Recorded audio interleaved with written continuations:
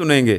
تو میں نے کہا کہ آپ بابا جی خادم حسین رضوی صاحب کے مزار پہ جھاڑو لگانے کی میری ڈیوٹی لگا دیں, میں وہ بھی ادا کروں گا. میں نے سر نائب ناظم اعلیٰ کا عہدہ نہیں مانگا تھا, مجھے دیا گیا. اس سے پہلے میں آپ سے یہ پوچھنا چاہوں گا کہ آپ نے کہا کہ میں نائب مطلب اس وقت پنجاب کا ناظم اعلیٰ بناؤں, تو میں یہاں پہ آپ کو آپ سننے میں یہ بھی ہے کہ آپ نے 3 منتھس کے اندر یہ جو پوائنٹ ہے یہ اچیو کیا.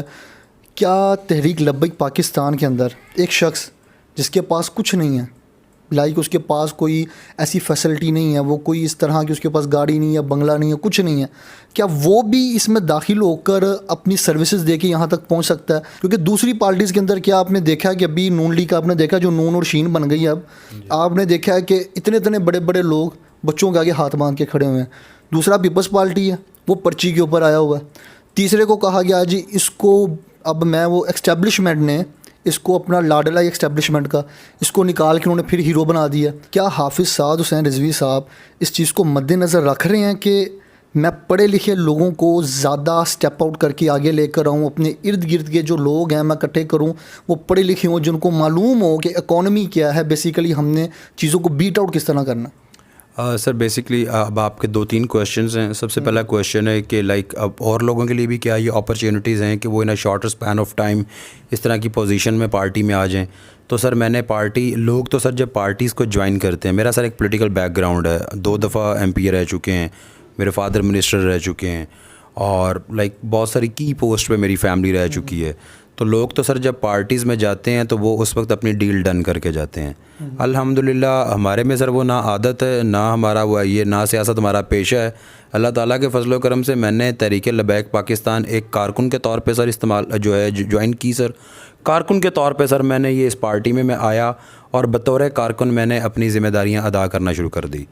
2 مہینے کے اندر میرا ورک بطور کارکن ایسا تھا کہ میرے لیڈرز کو وہ ورک اچھا لگا. میری اسپیکنگ کیپیبلٹیز, اس کے بعد میری آن گراؤنڈ ورکنگ کیپیبلٹیز, میرا relation ship with the masses, اور اس طرح کی باقی, اور میری مینجمنٹ کیپیبلٹیز, اس کو میرے ڈسٹرکٹ میں سارا مونیٹر کیا جاتا رہا, میری ڈویژنل ٹیمز مونیٹر کرتی رہی جو ہماری قیادت ہے. اور اس کے بعد پھر سر جی مجھے اپرچونیٹی دی گئی اور مجھے یہاں پہ یہ لایا گیا ہے. تو الحمدللہ ابھی اس کیپیبلٹی میں بھی مجھے مانیٹر بھی کیا جا رہا ہے, مجھے گائیڈ بھی کیا جا رہا ہے, اور مجھے لک آفٹر بھی کیا جا رہا ہے. تو یہ سر یہ کوئی ایسی بات نہیں ہے کہ کوئی ڈیل ہو جائے یا آ جائے. میں کسی اور جماعت میں جاتا تو شاید میں آپ کو یہ بھی بتا دوں کہ میں ڈے 1 پہ نیگوشیٹ کر کے جاتا تو شاید اس سے زیادہ کی پوسٹ پہ جا سکتا تھا. تو اس جماعت میں سر کی کوئی پوسٹ جو ہے, مجھے آ کے یہ چیز پتہ چل گئی ہے کہ اس جماعت میں پوسٹ کوئی اہمیت نہیں رکھتی. سر اس جماعت میں میں اس طریقے لبیک پاکستان میں آیا ہوں, تو مجھے جتنا زیادہ اپریشیٹ اس وقت میسز کی طرف سے کیا گیا, لبیک کے لوگوں کی طرف سے کیا گیا, اتنا شاید مجھے ناظم اعلیٰ بننے کے بعد بھی رسپانس ہے. لیکن اس وقت مجھے زیادہ رسپانس دیا گیا, بہت زیادہ رسپانس تھا. تو اس رسپانس ایز اے ورکر اس وقت میں کوئی سر نائب ناظم اعلیٰ نہیں تھا. تو ایز اے ورکر ورک کرنا سر از کمپیریٹیولی ویری ایزی. اور اب میرے پہ ایک ذمہ داری ہے, تو اس ذمہ داری کا صرف اپنے نام کے ساتھ ٹائٹل یا میری گاڑی پہ جھنڈا ہے اس سے نہیں ہونا. اس ٹائٹل کے ساتھ مجھے پارٹی کے لیے کام کرنا پڑنا ہے, اور جس پہ مجھے اپنی کانسٹیٹوئنسی کمپرومائز کرنی پڑ رہی ہے. ابھی آف دا کیمرہ بھی میں آپ سے ڈسکشن کر رہا تھا کہ میں اپنی کانسٹیٹوئنسی کو اس طرح ٹائم نہیں دے پا رہا جو کہ ابھی میں آگے, اب کیونکہ میری فرسٹ اپوائنٹمنٹ تھی, تو میرے پہ ورک لوڈ ایسا تھا. تو ابھی سپٹمبر مڈ سے میں اپنی کانسٹیٹوئنسی میں واپس 4 دن کے لیے کانسٹیٹوئنسی میں چلا جاؤں گا, 3 دن اس عہدے کو لے کے, لیکن کانسٹیٹوئنسی میں بھی بیٹھ کے اس عہدے کے لیے کام کر سکتا ہوں. تو الحمدللہ سر پڑھے لکھے لوگ سامنے آ رہے ہیں, پڑھے لکھے لوگوں کو لایا جا رہا ہے, اپریشیٹ کیا جا رہا ہے. اور مجھے سعد حسین رضوی صاحب نے کوئی خود سے فیصلہ کر کے نہیں. سر ہماری پارٹی میں ایسا نہیں ہوتا ہے کہ کوئی فرد واحد فیصلہ کرے, لنڈن سے بیٹھ کے فیصلہ آیا اور وہ نافذ ہو گیا. ہماری پارٹی میں سر شورا بیٹھتی. اب میری آپ جوائننگ کی بات سن لیں. جب when I wanted to be in this party, میری علامہ سعد حسین رضوی صاحب سے پہلی ملاقات ہوئی. اس ملاقات کے بعد انہوں نے مجھے یہ نہیں کہا کہ ویلکم. اس ملاقات کے بعد انہوں نے مجھے کہا کہ بیرسٹر صاحب ہمیں 5 دن دیں, وی will get back to you, ہم آپ سے کانٹیکٹ کریں گے. 5 دن بعد سر جو میرا ڈسٹرکٹ ہے حافظ آباد, وہاں کی ڈسٹرکٹ کی باڈی نے آئے اور انہوں نے مجھے 2.5 گھنٹے لمبا میرا انٹرویو کیا. سر اب میں یہ بھی کہہ سکتا تھا کہ بھائی ہم MP ہیں, ہم منسٹر ہیں, یہ میرے ساتھ کیا ہو رہا ہے اس طرح. تو یہ ان کا ایک پروسیس تھا, اور مجھے اچھا لگا کہ یہ اس طرح اسکروٹنائز کر کے لوگوں کو لیتے ہیں. یہاں پہ مفاد پرست لوگ نہیں آئیں گے.